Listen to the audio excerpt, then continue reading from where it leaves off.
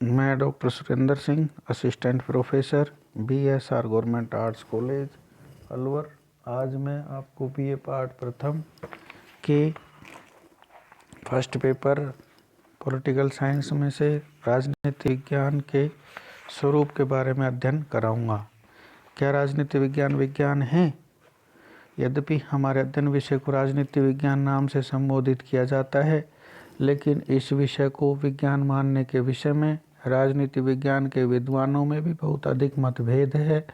एक और तो Buckle, Comte, Maitland, Amos, Beard, Catlin, Mosca, Brogan, Burke आदि विद्वान हैं जो राजनीति विज्ञान को विज्ञान के रूप में स्वीकार नहीं करते, तो दूसरी ओर अरस्तु जैसे इसे सर्वोच्च विज्ञान और बर्नार्ड शाह इसे मानवीय सभ्यता को सुरक्षित रख सकने वाला विज्ञान कहते हैं।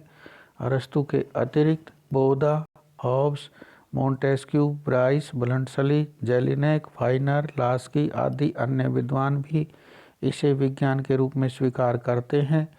राजनीति विज्ञान की वैज्ञानिकता के विरुद्ध तर्क। बकल, काम्टे आदि विद्वानों के अनुसार विज्ञान ज्ञान की वह शाखा है जिसके अंतर्गत कार्य और कारण में सदैव निश्चित संबंध पाया जाता है और जिसके निष्कर्ष निश्चित एवं शाश्वत होते हैं। विज्ञान की इस परिभाषा के आधार पर ये विद्वान राजनीति विज्ञान को विज्ञान के रूप में स्वीकार करने के लिए तैयार नहीं हैं। काम्टे के शब्दों में राजनीति विज्ञान के विशेषज्ञ उसकी अध्ययन विधियों, सिद्धांतों एवं निष्कर्षों के संबंध में एक मत नहीं है। इसमें विकास की निरंतरता का भाव है, इसमें उन तत्वों का भाव है जिसके आधार पर भविष्य के लिए ठीक निष्कर्ष निकाले जा सकें। इन विद्वानों द्वारा अपने कथन के पक्ष में निम्नलिखित तर्कों का प्रयोग किया जाता है। नंबर 1, सर्वमान्य तथ्यों का अभाव। राजनीति विज्ञान में गणित के 2 और 2 4 या भौतिक विज्ञान के गुरुत्वाकर्षण नियम की भांति ऐसे तथ्यों का नितांत अभाव है जिन पर सभी विद्वान सहमत हों। यदि एक और आदर्शवादी राज्य की सर्वोच्च सत्ता का प्रतिपादन करते हैं तो दूसरी ओर अराजकतावादी राज्य की अनावश्यकता का बेंजामिन फ्रैंकलिन, एबेसीज और लास्की जैसे अनेक विद्वान एक सदनात्मक व्यवस्थापिका के समर्थक हैं, तो लेकी, सिजविक, ब्लंटसली आदि एक सदनात्मक व्यवस्थापिका के नितांत विरोधी हैं। अन्य बातों के संबंध में इसी प्रकार के मतभेद विद्यमान हैं। नंबर 2, कार्य कारण में निश्चित संबंध का अभाव।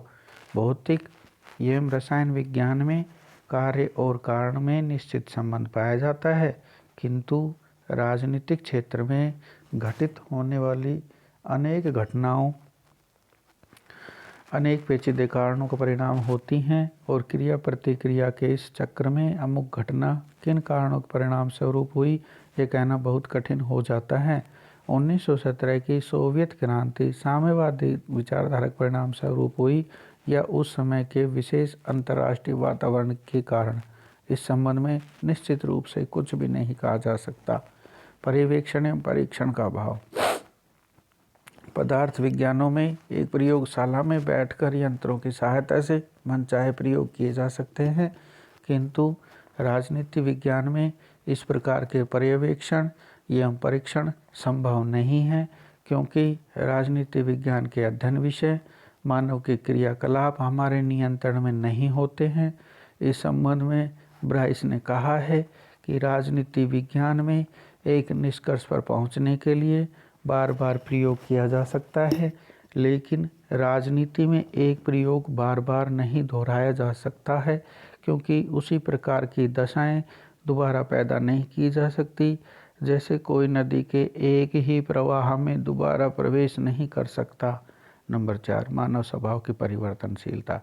प्राकृतिक विज्ञान के अध्ययन विषय निर्जीव होते हैं, लेकिन राजनीति विज्ञान का अध्ययन विषय मानव एक जीवित, जागृत और चेतन सत्ता है। अलग अलग व्यक्तियों के स्वभाव में अंतर होता ही है और एक समान परिस्थितियों में रहने वाले व्यक्ति भी अलग अलग रूप से आचरण करते हैं।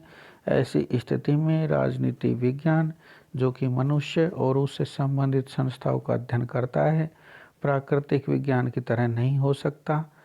नंबर 5, अचूक माप की कमी। शुद्ध माप विज्ञान की एक विशेषता है, लेकिन राजनीति विज्ञान में शुद्ध माप संभव नहीं है। मनुष्यों का आवेग, उत्तेजना, भावना, अभिलाषा, क्रोध, प्रेम आदि राजनीति को प्रभावित करने वाले तत्व नितांत अस्पष्ट और अदृश्य हैं, जिन्हें ताप या गैस के दबाव की भांति मापा नहीं जा सकता। नंबर 6, भविष्यवाणी की क्षमता का भाव।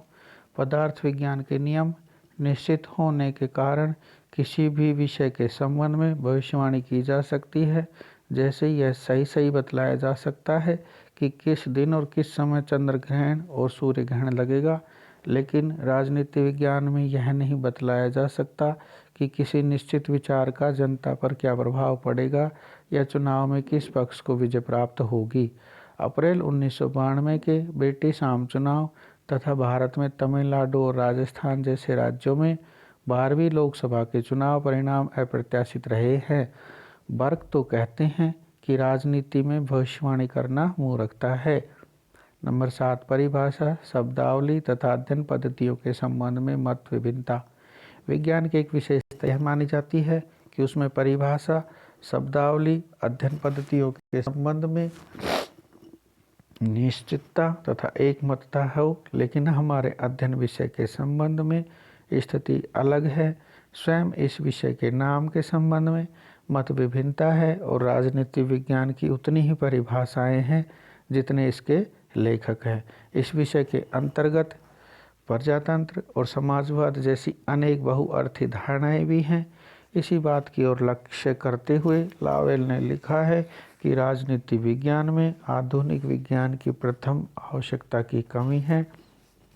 इसमें शिक्षित व्यक्तियों के लिए बोधगम्य पारिभाषिक शब्दों का अभाव है। नंबर 8, अध्ययन विषय आत्मपरक है, वस्तुपरक नहीं।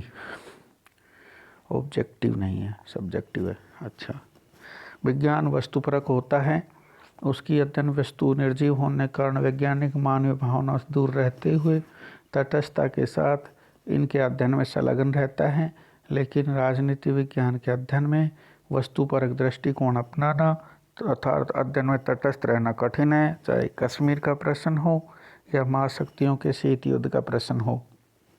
राजनीतिक विषयों का अध्ययन पदार्थ विज्ञानों की भांति वैज्ञानिक रूप नहीं ले सकता। उपर्युक्त तर्कों के आधार पर बकल कहते हैं कि ज्ञान की वर्तमान अवस्था में राजनीति को विज्ञान मानना तो बहुत दूर रहा, यह कलाओं में भी सबसे पिछड़ी कला है। इसी बात को मैटलैंड ने अपनी व्यंग्यमयी भाषा में इस प्रकार कहा है कि जब मैं राजनीति विज्ञान के शीर्षक के अंतर्गत परीक्षा प्रश्नों को देखता हूँ तो मुझे प्रश्नों के प्रति नहीं बल्कि शीर्षक के प्रति खेद होता है। बर्क अपनी उपहासमयी भाषा में कहते हैं कि जिस प्रकार हम सौंदर्य विज्ञान को विज्ञान की संज्ञा नहीं दे सकते, उसी प्रकार राजनीति का विज्ञान बनना तो संभव है और न ही वांछनीय है। धन्यवाद।